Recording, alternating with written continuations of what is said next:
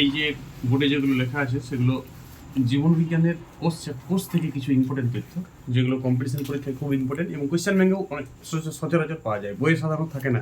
কিছু কিছু কোর্সের টার্মস যেগুলো একটু খুব ইম্পর্টেন্ট অথচ বইয়ে থাকে না, সব বইয়ে তো থাকে না, কিন্তু প্রশ্ন আসে, কোয়েশ্চেন ব্যাঙ্কে আসে। বিভিন্ন কম্পিটিশন পরীক্ষা ANM, GNM, BSc nursing, NEET, এগুলো প্রচুর প্রশ্ন থাকে এই টার্মসগুলো থেকে। সেগুলো আমি কোর্স থেকে নিয়েছি, প্রায়শই কোয়েশ্চেনগুলো দেখা যায়। দেখো, প্লাজমা ডেসমোটা জিনিসটা কি? উদ্ভিদ কোষের দুটো কোষ প্রাচীর থাকে না, উদ্ভিদ কোষের দুটো কোষ প্রাচীর, উদ্ভিদ কোষের দুটো কোষ প্রাচীরের মিলনস্থলকে প্লাজমা ডেসমোটা বলে। কোষ প্রাচীরের সঙ্গে কোষ প্রাচীরের একটা গ্যাপ থাকে, সেই কোষ প্রাচীর যদি কোষ প্রাচীরের মাঝের স্থানটাকে বলা হয় প্লাজমা ডেসমোটা।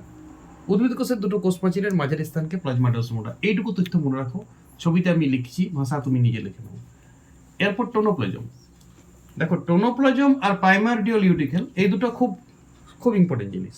শুনো, উদ্ভিদ কোষের ক্ষেত্রে দুটাই থাকবে। টোনোপ্লাজম জিনিসটা হচ্ছে উদ্ভিদ কোষে জেনারেলি উদ্ভিদ কোষের ভ্যাকুয়েলটা খুব বড় হয় আকারে, ভ্যাকুয়েল কোষগহ্বরটা খুব বড় হয়, পরিণত উদ্ভিদ কোষের কোষগহ্বরটা খুব বড় হয়ে যায়।